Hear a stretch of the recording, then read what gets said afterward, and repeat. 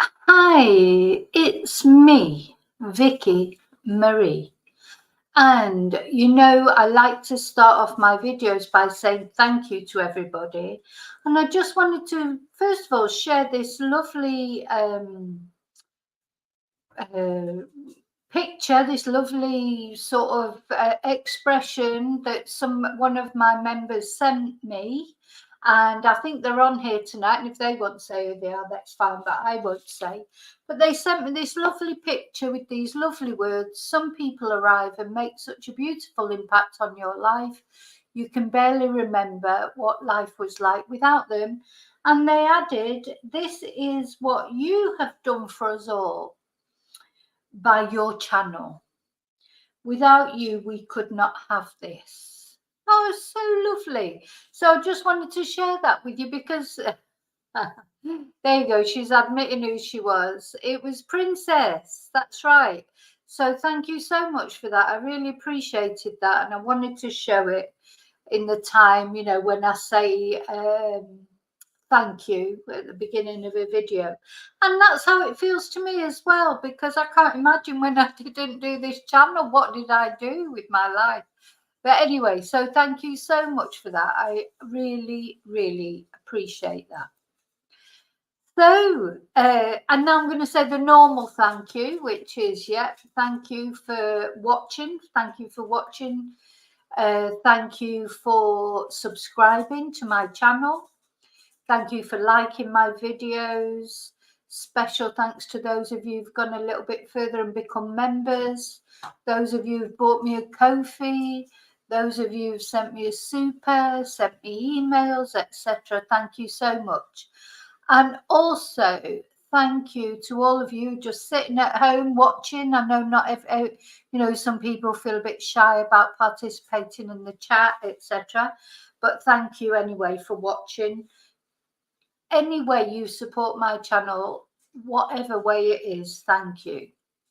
Now, adding on to, I've had so many comments lately, so many emails, so I can't always answer them or comment. Sometimes in a good way, I get a little bit overwhelmed by books. I think I sort of start, but I'm really pleased because I can see, the interaction is fantastic. Thank you so much again for that. Right, what do I want to say now? Oh, I want to say hello, don't I, to everyone? Okay, let's say hello to everyone before I get started on this. Of course, it's Serial Killer Sunday, and we're going to talk about a Russian serial killer. And I think I'm going to try and do some more little-known serial killers. I mean, he's a prolific serial killer, and there is a lot of information on him. But I think serial killers outside. It's the language thing, isn't it? We don't hear so much about serial killers from countries where they don't speak our language. But it's interesting. The more I look into this, I think you'll find it. There's so many interesting facets to this case, apart from the fact that he's one of the most prolific serial killers ever anywhere. He's like 83 known victims and probably more to come that he's going to admit to. And this, of course, is Mikhail Popkov. I think it's Popov. Anyway, that's who we're going to talk about. But before we do that, I'm just going to say hello to all of you. So let's chat. Hi, Chumba. Yeah, you've not heard of him before. No, I hadn't heard until, I start sort of looking into, I sort of vaguely heard about him, but not really. I had to do a lot of research on him. Yes, he's very creepy looking. Oh, surprise, surprise. Rio's watching the F1. It's very tense. It's very tense, the F1. Okay, Rio, hopefully see you soon, but hello anyway. Hi, Tina. Hi, Desi. Hi, David. And then you're also, hi, Princess. Thank you so much for those lovely words. No, just go through the hellos. Oh, thank you. A lot of people. So I'm feeling the love. People saying I'm looking gorgeous. I don't feel gorgeous, but then I never feel gorgeous. Hi, Tracy. Hi, Mal. I just wanted to comment to you, Mal. You know, I saw the community comment that you made, and I just didn't have. I wanted to put a reply about, you know, you took your Halloween video down, and anyway, you put it back. That's your channel. You do what you want to do. At the end of the day, you know that you've got to enjoy doing the channel, so you do it, and then like-minded people will follow with you. And you know what I think about trolls and things like that. You cannot please all the people all the time. So in the end, you just have to please yourself in a way, and like-minded people will come with you on that journey, because they, you know, people will like you, and if they like you, they, you know, they won't maybe like every single video that you make. And I'm not talking about you, I'm talking about any YouTube creator. I know I've come to, you know, sometimes I feel like I make a video for me and maybe other people don't like it. Anyway, I'm waffling on, but what I'm trying to say is just be you. Where are we going? Hi, Tracy. Yeah, looking glamorous. Beautiful, Desi says. Thank you. Oh, did I just see Rio? Oh, there's Rio. She's watching the F1 on her phone. Yeah, Princess, thank you. Princess says she likes my hair up. I like my hair up and I like it down. I go through phases. I put it up when I can't be bothered washing it and drying it and straightening it. And, you know, it just takes so much effort. Whereas this, to be honest, it just takes no effort. So if I'm honest, just being lazy. Right. Okay. So let's get talking about this guy. Now, this is, oh, no, sorry, there was something else that I wanted to say. So I was looking at my analytics, which I don't look at very often because, you know, I'm not dead tech savvy, but I've become more tech savvy, obviously, since I've been doing YouTube videos, etc. And I've actually watched in 33 different countries. I was like a bit overwhelmed by that. 33 different countries. I mean, you know, some countries it's only a few people watch me, but 33 different, 33 different countries. Very, that sort of surprised me. And my viewers are 75% female, but I have a very wide spectrum of age of viewers. I have from 25 to 65 plus. So that's good as well, because you know, it's oh, my dog's making a funny noise. It's a really wide spread of ages, and that's good as well. So just to let you know, that was just something that I noticed, that I just happened to look at my analytics tonight. So yeah, 33 countries. Ages are between 25 and 65 plus, and 75% are female. So I need some more male viewers, don't I? I need some more male viewers. Anyway, just to let you know. Now, so let's have a look at Mikhail. Now, I'll show you some photos of this guy. So his name is Mikhail, which I think it's pronounced like that, which of course is Michael. So let's have a look. I've got some pictures of him somewhere. Now, this guy is known as the werewolf killer. And there's several reasons for that. Several reasons why this guy is known as the werewolf killer. One of the reasons is known as the werewolf killer is because of the ferocity of his attacks. So his victims, he was, you know, he didn't only kill them. And you know, I don't go into details, but put it this way, if you look on, you know, if you want to know any details and you look online, see details, it's horrible. And sometimes he did bite them, so that's part of the reason why it's called the werewolf killer, because he was just so vicious, just so ferocious in his attacks. Two other reasons, though. Another reason why he's called the werewolf killer is because apparently in Russia, which is where he was from, corrupt policemen are known as werewolves. And this guy used to be a policeman. I mean, he was a policeman, a security guard. That's how he got a lot of his victims to get in his car with him, because he would flash his police badge, etc. You know, we know Wayne Couzens did that, didn't he, to get poor Sarah Everard in her car. You know, it's very difficult if somebody flashes a well, not now, I wouldn't, but you know, years ago, if somebody would have flashed a police, Ted Bundy used to do it as well.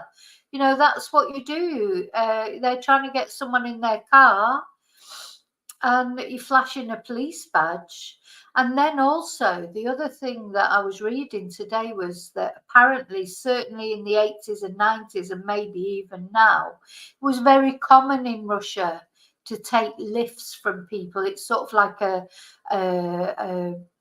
throw on, not so even much, not like hitchhiking, but it was more from this you know, because of course they were communists, weren't they? So it's sort of from this communal sense of, you know, helping out your neighbour and that. And it was very common for people to stop and offer people lifts, and people would get in, policemen or not, you know. So he had an extra tool at his disposal, if you like, because he had the police badges, the police badge. But apparently it was common anyway to do that. And the other reason why he's known as the werewolf killer is because, you know, werewolves, most of the month, aren't they? They're like normal, and then they just sort of go weird at the full moon. And this was him. He was one of these killers, these serial killers that walk amongst us. He had a wife, he had a little girl called Ekaterina. I think this is them here. He was known as the perfect husband and father. He was also the perfect family member. You know, in his family thought he was brilliant. He was close to his sister. You know, he had, to all intents and purposes, he was not only a normal guy, but a much loved, much respected husband and father. You can see really on these photos, this is him with his wife. If you saw that photo, you just think, well, that's a very normal photo, isn't it, of a couple who are in love? You know, here's a nice family photo, him, his wife, his daughter, Katerina.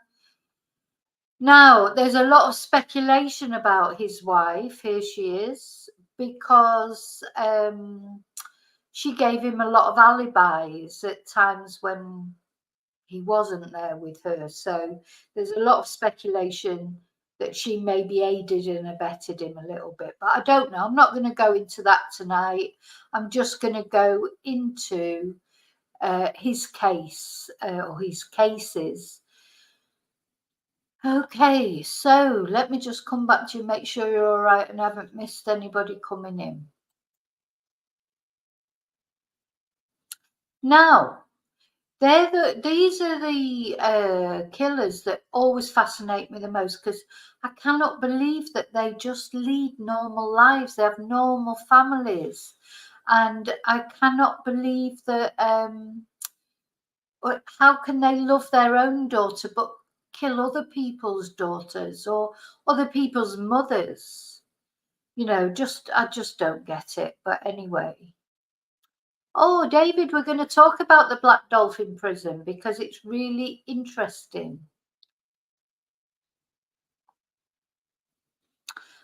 Rio, poor Rio. Lewis Hamilton, he hasn't won anything, has he, for ages? I did read that, actually. Anyway. Okay. Now, let's have a little look at where he was operating. So he was operating in the, I think they call it an oblast of Angarsk in Siberia. It's in the region of Siberia, okay? And he's in this area. In the winter, the temperatures are minus 27 degrees, which is minus 60 degrees Fahrenheit. And in the summer, the highest that they get to is plus 25 degrees or plus 77 degrees Fahrenheit. Now, the other thing that I wanted to just say about that is when I've had many students who were Russian or Ukrainian, etc., living in those sort of areas. And it's interesting because when they say what the temperature is, like particularly my Ukrainian student, he would say, I say, oh, what's your temperature there today? And he'd say, how can I say it? Like he would always say it either minus or plus. I mean, the thing is, if I asked you what your temperature was, then you said 14 degrees, I would know you didn't mean minus 14 degrees. So you would just say 14 degrees. But they always talked in either minus or plus, because they literally can change. And in Ukraine especially, and Russia, I know from Russian students, it can literally change from one day to the next. So it can be like a minus temperature one day and a plus temperature the next day. So for that reason, whenever they say what the temperature is, for example, it's 15 degrees here in Spain tonight. You know, I would never have to say, oh, it's plus 15 degrees here in Spain tonight, because it's no way it would ever be minus 15. But in these areas, it could be. Anyway, so let's have a little, did I prepare a thing to the actual place itself? I thought I did, but let me just check. Maybe I didn't. Yeah. So here is the place, Angarsk. I'm probably butchering that pronunciation.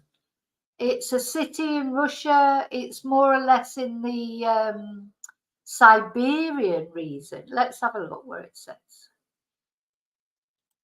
Wikipedia is always the best for these sort of things. So Angarsk is a city in the administrative center of Angarsky district of Irkutsk Oblast, Russia, located on the Kaitoy River.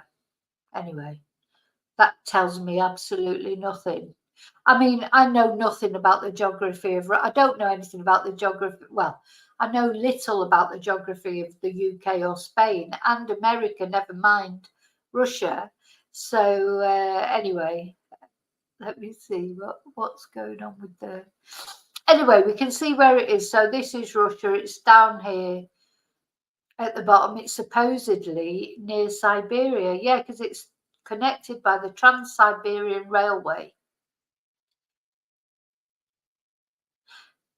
I think we cannot sometimes get our head around the vastness of these countries like Russia. It's huge, isn't it? It's huge.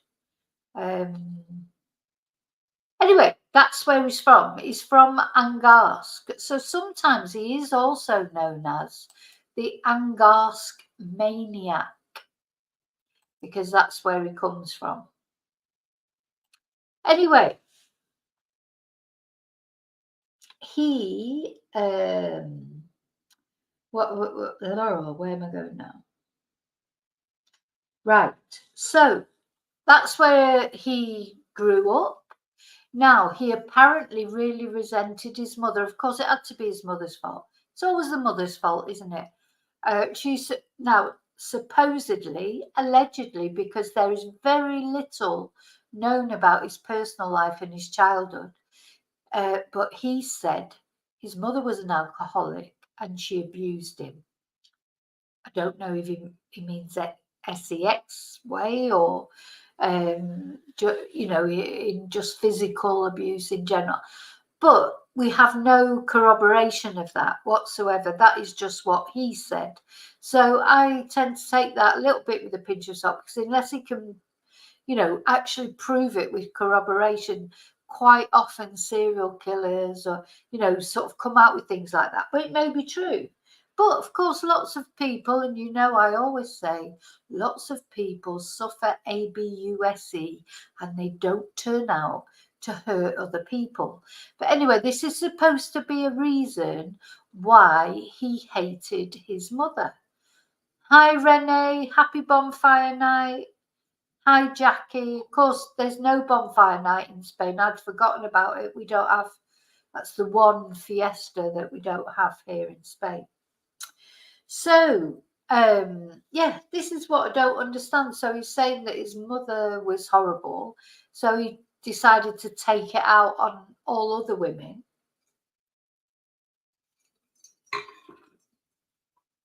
Having said that, he was supposedly the perfect husband and father. But he said, well, we know that he started his first MURDR was when he was 28 years old. And apparently he was already married then, but apparently he had found 2 used CONDOMs in the rubbish, and he suspected that his wife was having an affair. Okay, so that's what he says. That's what he said started his killing spree. So he was so angry because he thought his wife was having an affair because he'd found these 2 CONDOMs, used CONDOMs in the rubbish. And that's why he started killing women. Whether that's true, I don't know. But he then went on this spree that was really, I mean, prolific is not the word. There were at least twice that he actually took 2 women at once, you know, 2 friends, like he would, twice he took 2 women and murdered them, etc. Now, what he would do is he would offer them a lift. He would find women that are a little bit drunk and offer them a lift, and then he would do like a bit of a, what's the word? It was almost like a test, you know. He would do a test, so he would ask them, "Do you want me to take you home, or do you want to go and come and party with me?" And if the women, it was like the test of the witches, you know, that if they sunk, they were witches. Oh no, if they floated, they were witches, but if they sunk, they weren't witches, but they were dead anyway because they drowned. It was a bit like that, because if the women said, "Oh yeah, I'd like to carry on and party," it was normally women. You know what it's like if you've got kids, had kids, you get a night out. It's like you never want to go home. If you've got a babysitter for the night, or you know, it's great. You're out and you're like, "Oh no, you know, carry on the party." Oh, but no, if you were with Mikhail and if you were unlucky enough to have been picked up by Mikhail and you said, "Oh yeah, let's carry on and party," that was it. He would kill you. If you said, no, I'll go home, you know, you had a chance. He did also sometimes kill women who opted for going home, but they at least had a little bit of a chance. But if you said, "No, I want to carry on partying," and then what he would do, he would make advances towards them, and if they went along with it, he would kill them. If they didn't go along with it and they said, "Oh no, I just want to go home," they had a chance again. So he was like the morality police. He was like saying, you know, what was acceptable and what wasn't acceptable. Do you know what I mean? So he was like playing God. It was like these women had to pass a test and they didn't even know they were passing a test. They just thought it was, you know, they were out on a night out. They didn't know there was a test that they couldn't pass. Oh, you can't hear me, Tracy. Oh my God, it's so unusual to be the other way around, isn't it? It's normally here where there's fireworks going off or ghosts or storms. And tonight all the fireworks are on the other side. But anyway, it's nothing I can do about it. You might have to watch back, Tracy. Okay.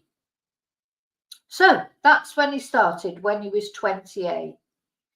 He killed a lot of sex workers, but they weren't only sex. It was any woman that was on a night out. If she had a little bit too much to drink, he would prowl the streets. He would find somebody, he would find his victims.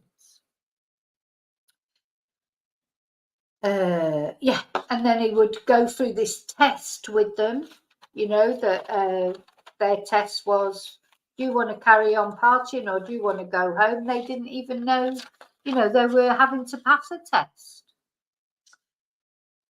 Now, one of the people, so as I say, he was married and he had a daughter called Ekaterina, and one of the women that he killed was Ekaterina, his own daughter. It was her music teacher. And when she came home from school and said that they were all putting in money for the funeral, he donated money towards the funeral, but knowing all the time it was actually him who had killed her.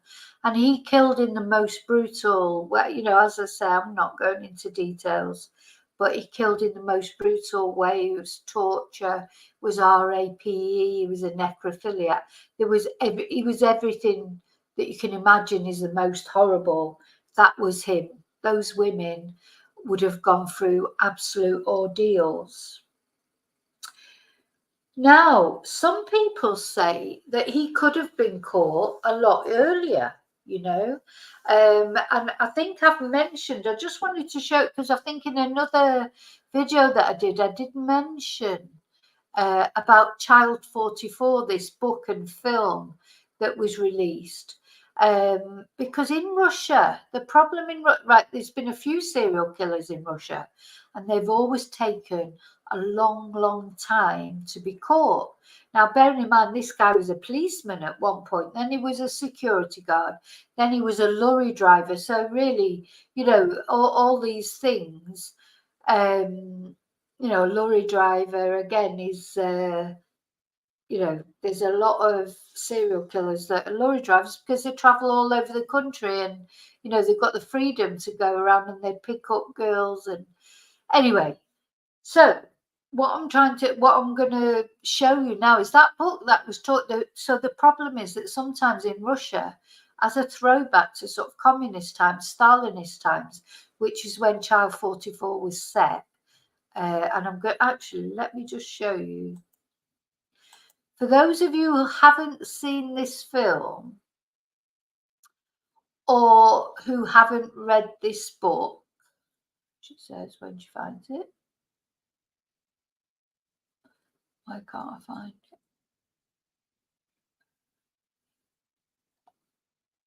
Oh. Yeah. It's a very good film and it's a very good book. So the film has got Tom Hardy and Gary Oldman in it, which I'm sure you've both heard of them. Child 44, it's a 2015 film. It's a very, very good film. And it's from the book by, I've written his name down somewhere, by Tom Rob Smith. This is the book, Child 44. So this is about a series of child murders set in Stalinist Russia. But the problem is that they could not even say that there was a serial killer because the actual, detective himself, the agent, Leo, the character, Leo, he could not say to his bosses that he thought there was a serial killer, even though 44 children had been murdered, because he could get shot for saying that there could possibly be a serial killer in communist Russia. Serial killers were from like the American, they were all American, they're like from the the capitalist conspiracy nations, not in Russia, not in communist Russia. So that was what he was up against. I mean, this is fiction, but it's thought that it actually is a throwback. You know, it is true in Russia, because they've got to go, their reluctance to admit that there's a serial killer, or certainly a Russian serial killer. They'll blame it on foreigners. You know, if there was someone American living there, or from any other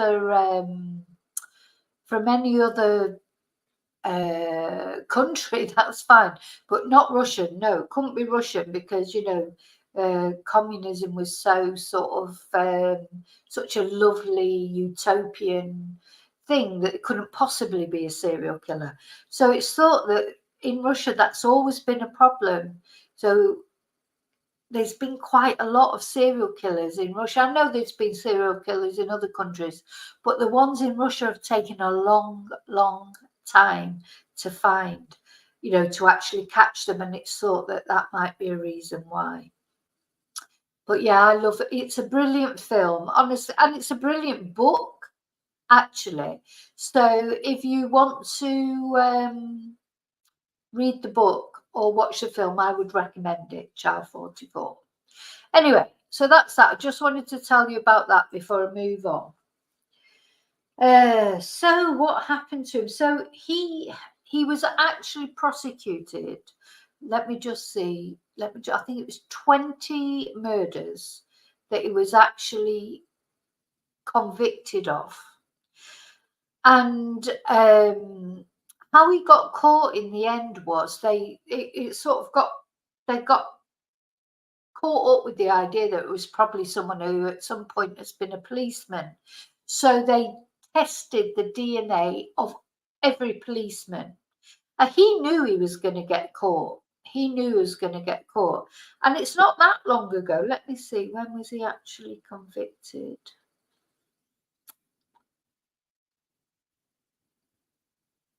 Yeah, so in 2018, so not that long ago, he was convicted of a further 56 murders after originally only being convicted of 20 murders.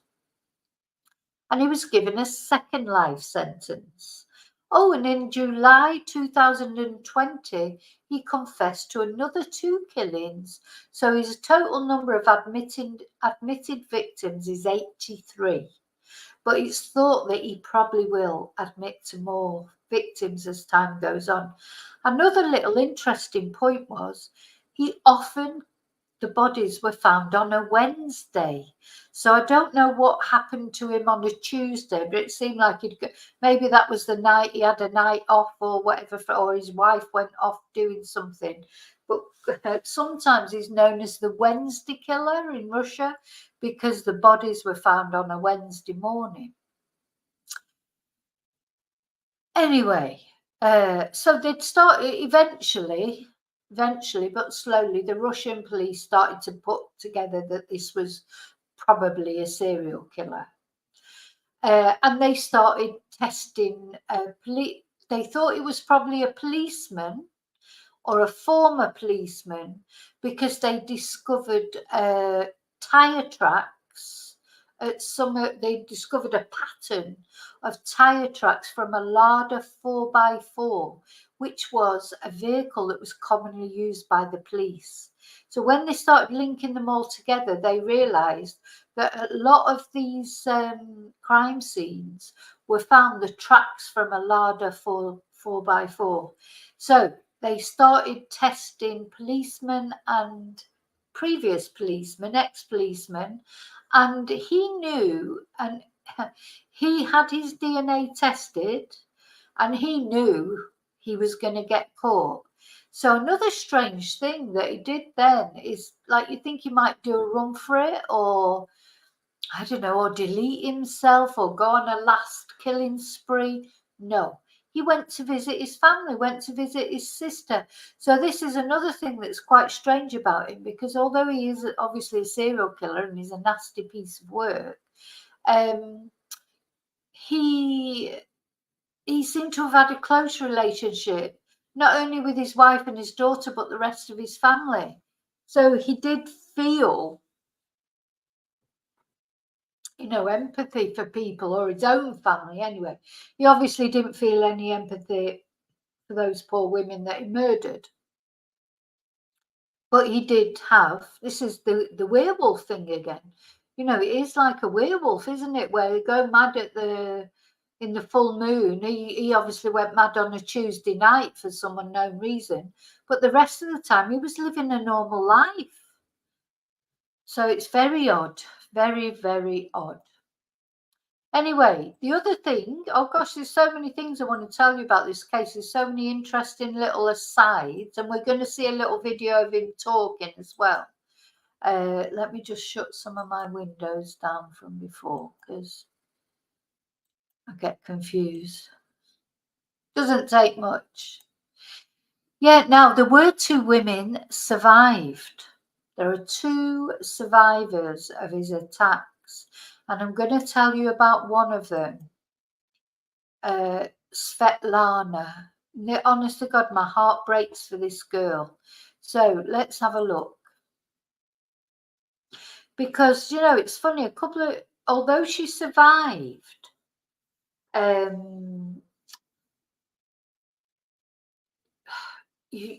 she's suffered so much.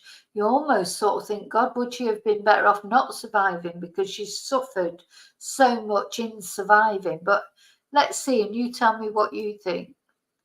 So this girl, she was a Virgin when she was picked up by this hateful man. So here she was then. This was her. She was 17 years old and a virgin. And she was picked up by him. This is her now, Svetlana. She was picked up by him and she was RAPD'd and she was beaten nearly to death by Mikhail. Here's Mikhail. God, I mean, he looks like really scary, doesn't he? So let me tell you the story of Svetlana. So he offered her a lift. It was freezing cold. He offered her a lift and she said, I thought it's safe to go with a policeman. And she said, I was so cold from head to toes, I accepted.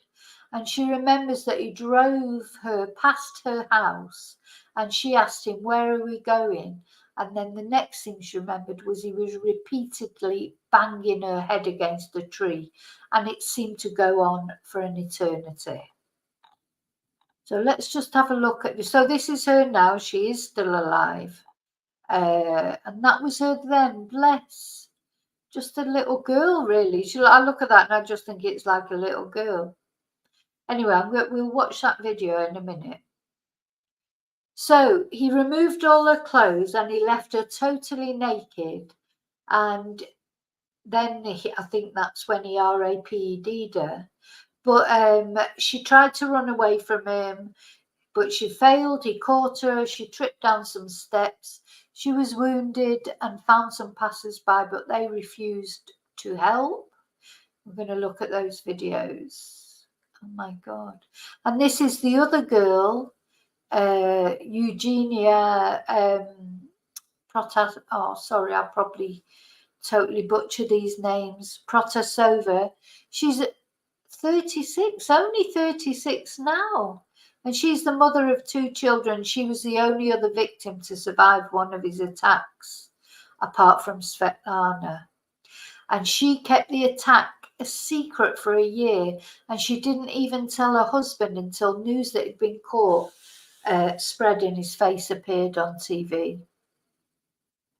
Now, I want to tell you more about the other girl, because this girl was picked up and taken to a morgue because they thought she was dead. So she saw, as she was trying to run away from him, she saw Popkov's car approaching her through the bushes. He attacked her again and left her for dead. And the next thing, she woke up in a morgue because she was so cold. When they picked her up, they thought she was dead. She was so freezing cold. So she woke up in a morgue. I felt so cold. I woke up, sat down and spotted a label on the toe of a corpse next to me. Do you imagine that? So you've been through all that and then you wake up, you're in a morgue and there's a body lying next to you. So she fainted again. And then the next time she woke up, she was in hospital. And she was so deeply traumatized, she could not tell doctors her name or her age. And she was actually listed as being 25 years old. And she says, his attack aged me by 7 years. Half her hair was torn out during the violent assault, and she was paralyzed down one side of her body. Her hair turned grey. Her brain was damaged. She's 37 now. She says she's never got over it. She had frostbite. She had syphilis. He'd given her syphilis as well. So she hadn't slept with anyone before, so it was him who infected her. He later suffered from syphilis as well, thank God. Anyway, it's thought that that's why he stopped killing, because he did stop killing in the end. And they think it's because of the syphilis that he was actually impotent in the end and that, good.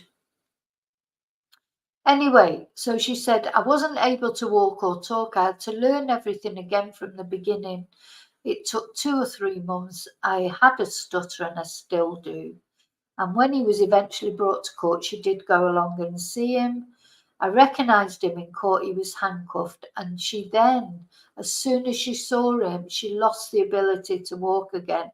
The fear that she felt. So this is him with his daughter, Ekaterina. God knows what she did. Now, she knew nothing about it until he was arrested. She knew nothing. And I think she's actually studying criminology or something. Anyway, this is his wife, Elena, that he thought was cheating on him. So he's never showed any remorse. He's never asked for forgiveness, nothing. Okay, so yeah, the other girl that survived, Eugenia, it happened in July 1999. She was 18. And she said, my boyfriend had invited me to a restaurant and we left about midnight. He wanted me to go to his place, but I strongly refused and asked him to take me home. He got annoyed and said, go home on your own, like young people do. And then this policeman offered her a lift. She said he was plain clothes, but he showed her his ID. And that was his tactic. That's how he would get women to get into his car. And then he would say to them, oh, there's a rapist or a serial killer at large. You need, come in my car because it's not safe. Anyway, the same thing happens. He attacks her brutally. He thought she was dead. He left her for dead.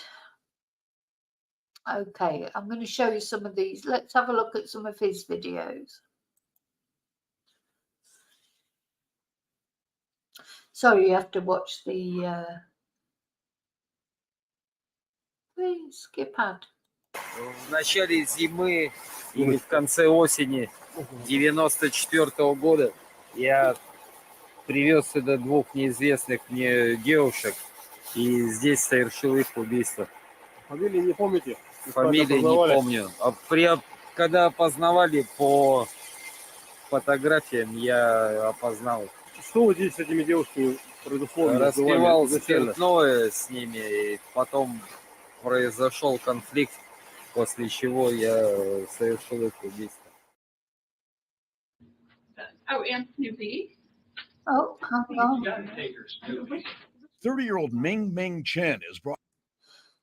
Right. Now I've got to get back to up here. We'll go watch another video of his. Hi, Heather, you're back. Did you? I've just saw a little bit of it there, but I'll come and say hello to you in a minute. I just want to show these pictures of this twonk. So here he is. Oh, that's his wife. That's that video you've just seen.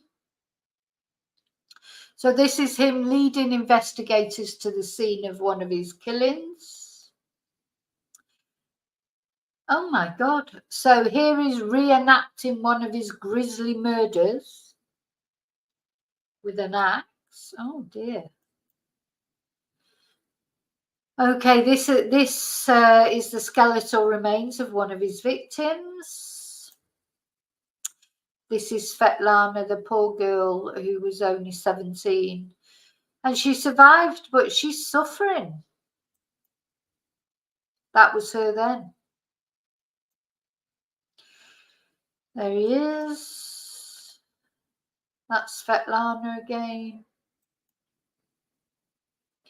Let's see this video.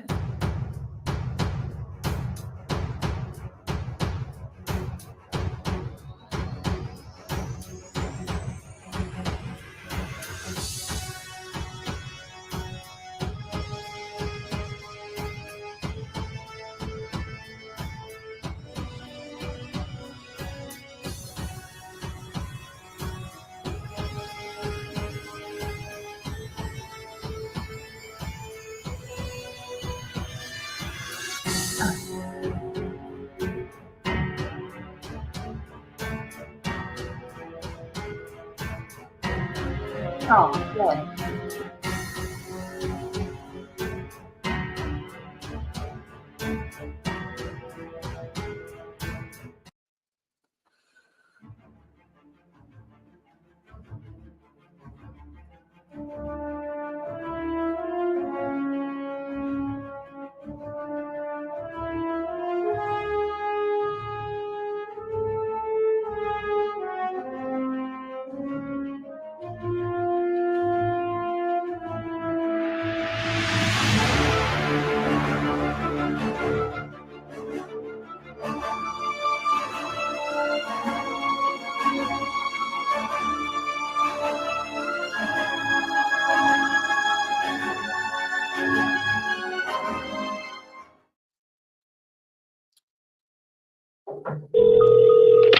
Hola Blanca, ¿qué tal va la reforma?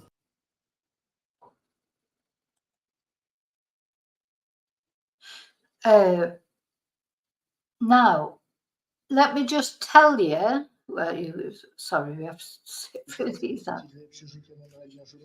Just tell you something, you probably think, oh, well, at least he's in prison, but just wait till you hear what's coming, what I've got to tell you in a bit. Замечание на вахте. Вообще ждала руки трупа, 4-полые волосы, стопа 4-полые волосы с одеждой, 4-полые образец прокуратуры Иркутской области Шкинева и нютина лица. I don't know what the point of this video is because it's there's no subtitles, so we can't understand what they're saying. Терпевших Лукьянова, Матафонова. В руководстве статьями 307-308 текстом, толстовку темно-синего цвета, джинсы Бронникова, бельевую веревку. Anyway, there's no point in listening to that because we can't hear it. So now the thing is, he would have got the death sentence normally, but the death sentence at the moment in Russia is on a moratorium. It's been suspended. They can't decide whether to re-implement the death sentence or not. So there you go. So, okay. Now, let me just turn that off. So he's been sentenced to life. He's not, you'd think, oh, he's not likely to come out. Let's show you where he is. So he's in the notorious prison in Russia, in Siberia, which is called the Black Dolphin Prison. Now, let's have a look.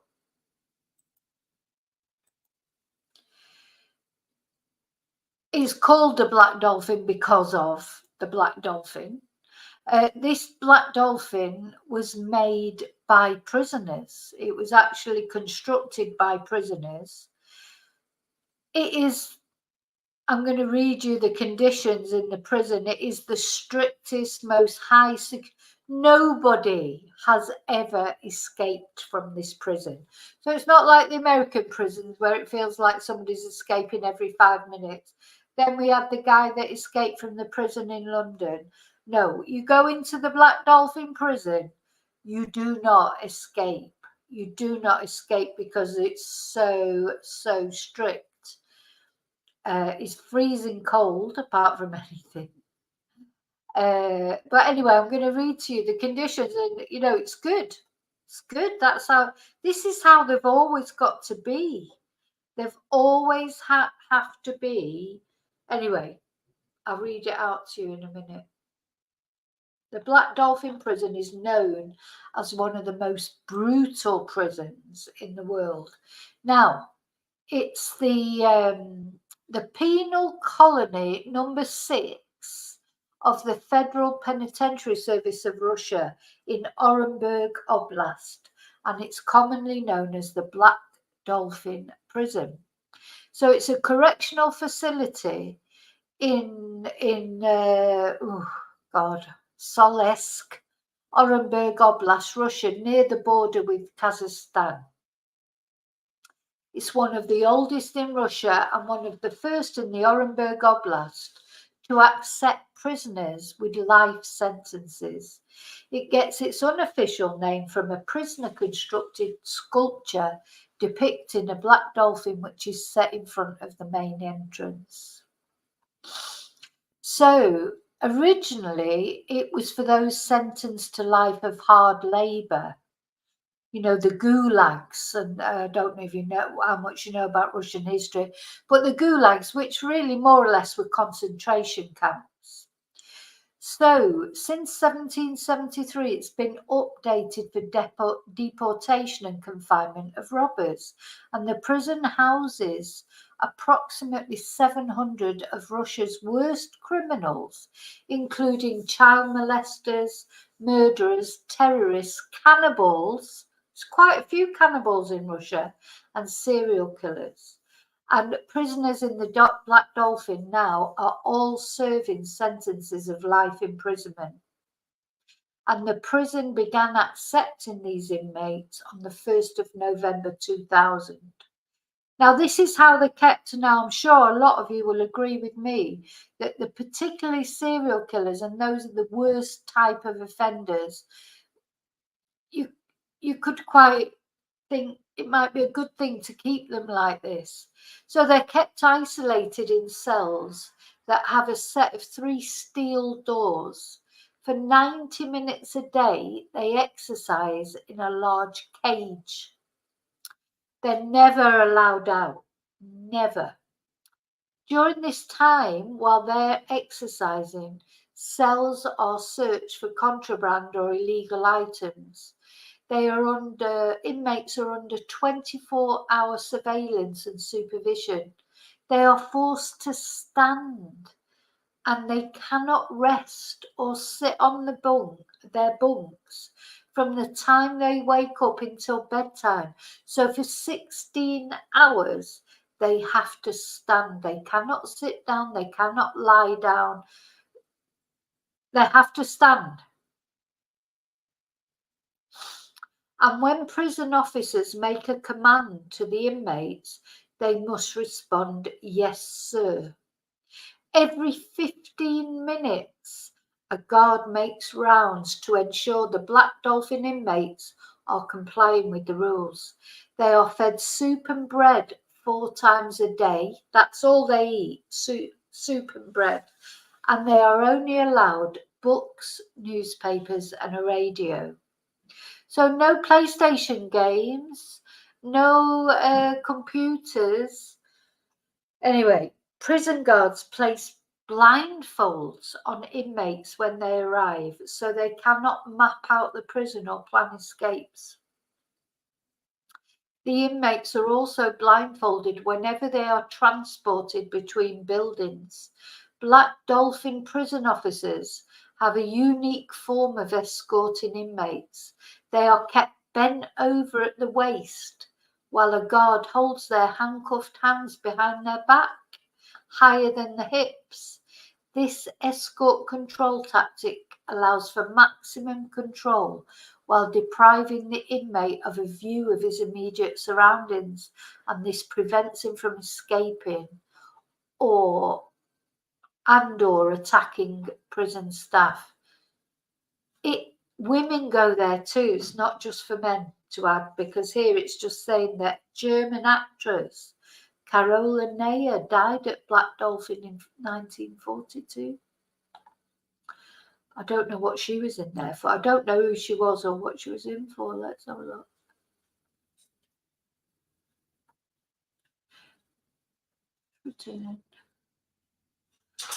Died of I don't know what she did.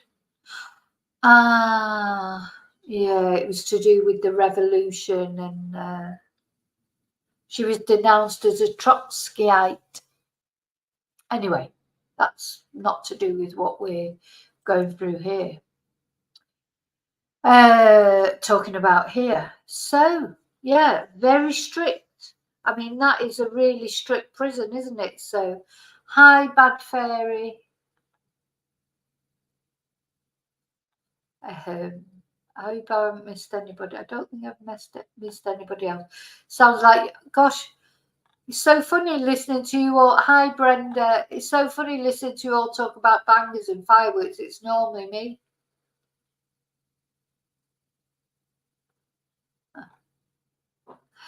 Okay, so let's just now, I'm going to turn that off.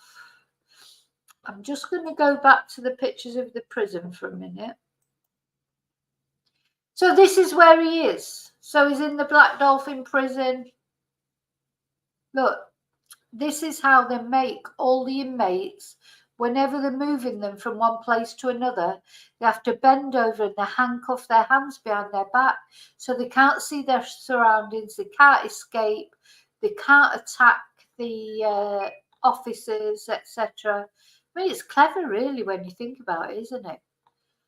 So that's why nobody's escaped ever from the Black Dolphin prison. All they get fed is soup and bread. They have to stand up for 16 hours a day. From the minute they wake up to the minute they go back to bed, they cannot sit, lie down, be comfortable. They have to be on their feet. So what do you think of that? I mean, they're nasty people. The only people that are in the Black Dolphin prison are people like this guy who have murdered, you know, mass murderers, cannibals, you name it. I mean, you know, it's like something off a film, isn't it? Truth is always stranger than fiction, isn't it? So let's just go back to the photos. So here he is. This is his wife. That's him with his daughter, you know. So he had a normal life. He was respected. These are two of his victims and more of his victims. He was a respected man who was thought of as the perfect husband and father. Good God. And in the meantime, he killed at least 83 women. And people do tend to think that he may eventually come out and say he killed more. Now then, so yeah, you think, oh great, he's in the Black Dolphin prison, he's not going to hurt anybody again. But I don't know if you know. Well, let's just have a look at this interview with him. It does not fit my story, but there's nothing else I have to tell you. Mikhail was an ordinary child that was sent to summer camp. Parents usually come to see their children on weekends, bringing some treats like fruit and sweets, but his parents didn't come for 2 weekends in a row. He ran away from the camp and went home. He opened the door and saw both of his parents drunk.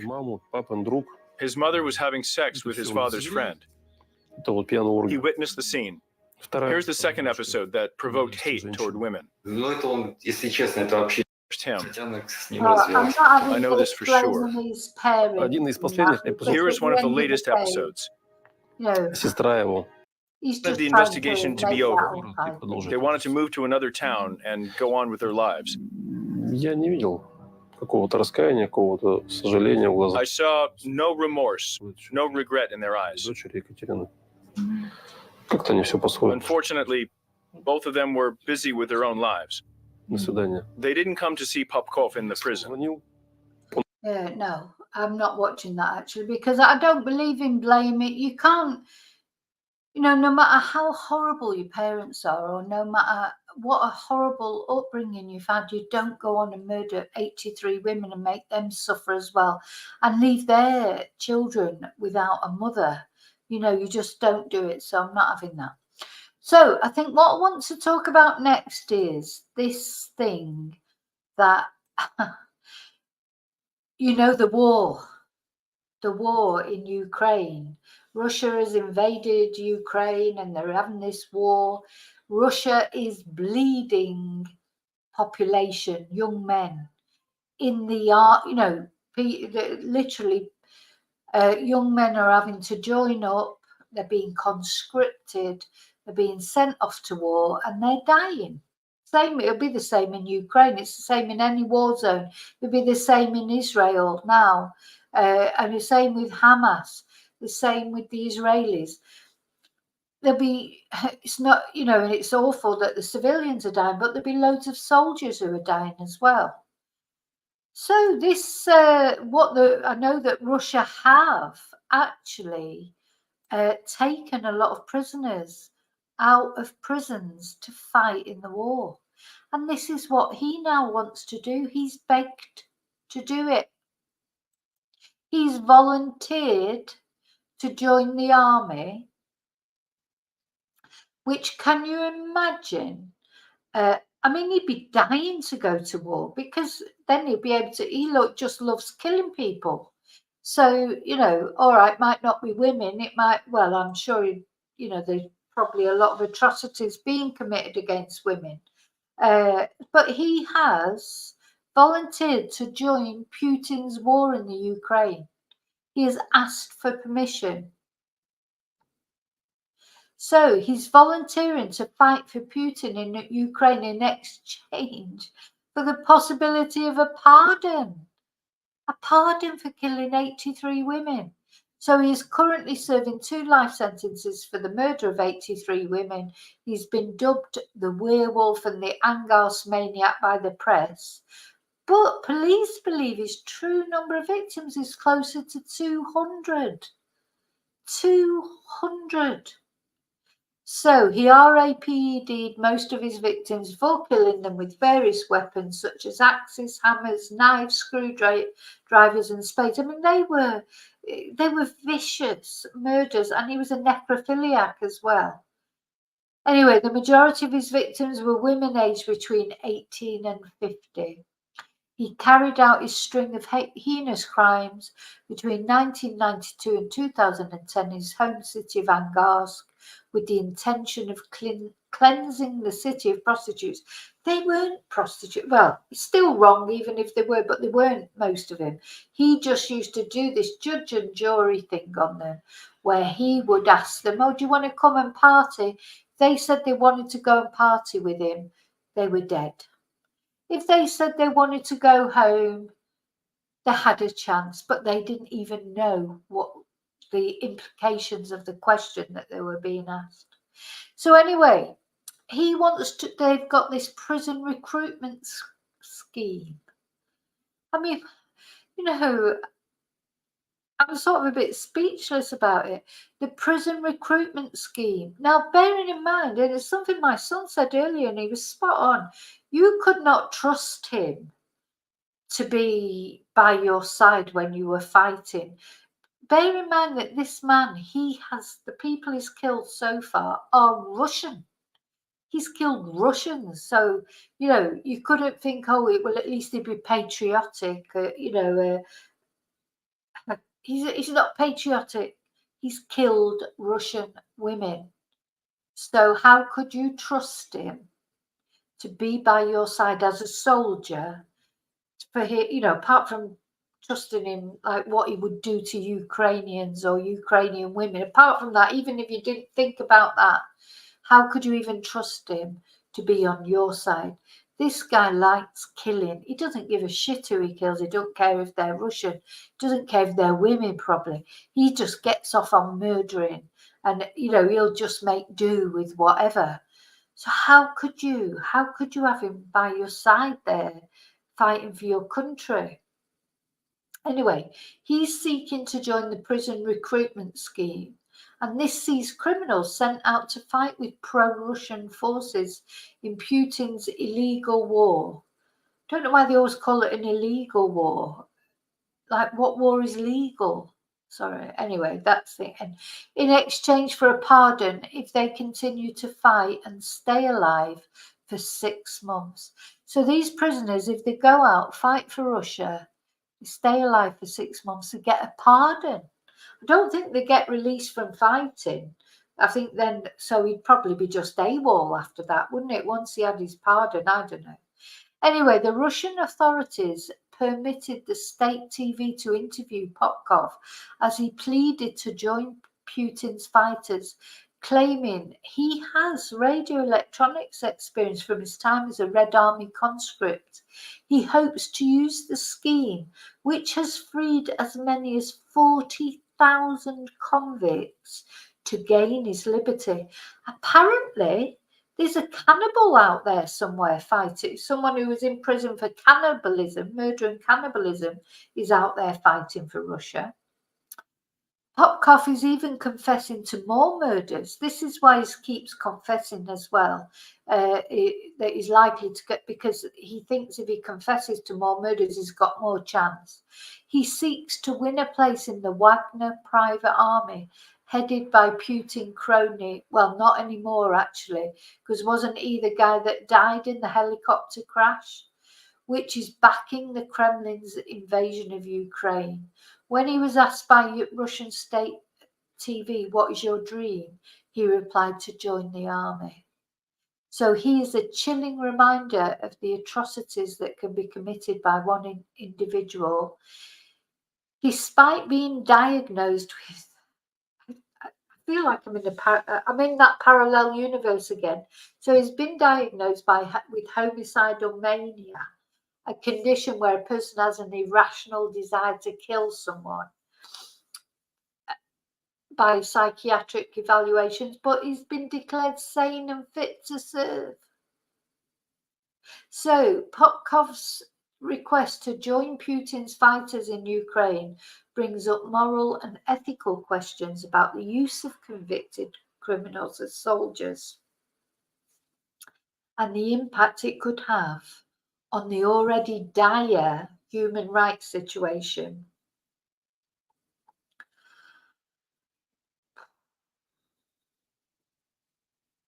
So in this tweet, it's saying, about it, and it says earlier there were reports about a convicted cannibal joining the Russian army. As if it's not bad enough, as if it's not evil enough. War in itself is evil, and soldiers do terrible things, even when they're bound by international ethics and that. You can bet that on the battlefield, and not only Russian soldiers or Hamas soldiers or Israeli soldiers, I expect there's a lot of British soldiers and all American soldiers in the battlefield. There are always some that commit atrocities. There just are, because some people, and also the whole environment that they're in, and like in the Vietnam War, and there was a lot of drugs being taken, etc. It's horrible. So imagine someone like that being there. It just amplifies all the horror, all the, I honest to God, it just made me speechless, because I didn't know that I was going to be looking at that. When I started looking at this case, I wasn't, seeing it go there, like, that he would be being released from prison or whatever. Or possibly, as far as I know, he hasn't been released from prison. Could you imagine letting them, all those prisoners from the Black Dolphin, out? God, I just cannot imagine how that would be.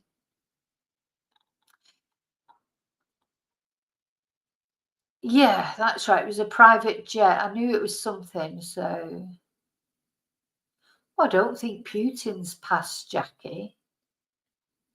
I'd be very surprised. But anyway, Yeah, in lots of other countries, Chumba's talking about Myanmar there, but a lot of the prisoners in Myanmar, that they're like political prisoners, aren't they? And yeah, we're too much the other way, Heather. I agree. We're too much the other way. I think prison, you know, well, our prisons are full, so now they're saying they can't fit anyone in prisons anymore, so they're not actually going to well, unless you get a tent and put it in a doorway, what are they going to do with them? Put them in prison? I think they should put the homeless people in prison. You know, at least they'll get a roof over their head and a PlayStation and get fed properly, etc. You know, God, I think if I was homeless in the UK, I would just do something that meant I would go to prison, and then I'd get looked after better. Yeah, he's it's just very weird, I think. Yeah.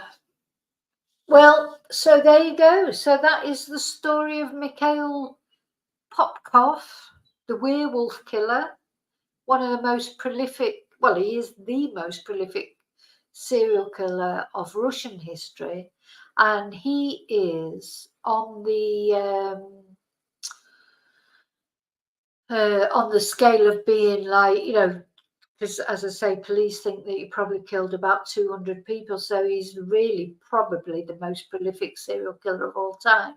And of course, there was Dr. Shipton, which they did mention when I was looking into it, but he's like, they're not sure whether to count, because he's a medical killer, they're not sure whether to count him along with other serial killers. But anyway, I don't know. So that's it. That's the story of Mikhail. That's the Serial Killer Sunday. I hope you found it interesting. I think it certainly is interesting. I think we need a black dolphin prison in Britain because it might be more of a deterrent for these really horrible people. I mean, I don't think it ever, personally, with serial killers, I don't think there is a deterrent. You could have the death sentence, you could have anything. It wouldn't stop them because they're just wired wrong. You know, they almost can't help it. So the only thing you can hope to do is catch them as soon as possible, because you cannot stop them. They don't do it like, I don't think it is a choice. I think it is a bit of a compulsion, and they're just bad people. That's my personal opinion. So I don't think you'd ever stop it, whatever punishment you had. But it's nice if if something had happened to one of my relatives. I don't believe in the death penalty, so I probably wouldn't want the death penalty. I don't know how I'd feel if it happened to me. But I would like to think that they were miserable every day of their lives, the rest of their lives. I would like to think that. So. Oh. Okay, now. Just to remind you, so we're doing for November. We're gonna. People are sending in pictures of their pets. Could be a dog, could be a cat, could be a budgie, could be a tarantula. Any pets? Please send me your pet photos. And I will see you tomorrow. I'll definitely. Now, there's, I did the video on Rachel Marin, just sort of where it's thought that the killer of Rachel Marin has been identified. So it may be that very soon I will, of course, as soon as they're doing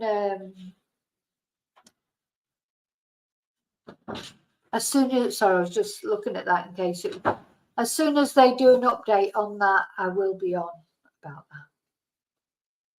that. Okay, so thank you so much, as always, for listening to me ramble on, and I will see you. Remember to always live and love very carefully. And until I see you again, may your gods go with you. Thank you. Night, night. Thank you so much. Bye.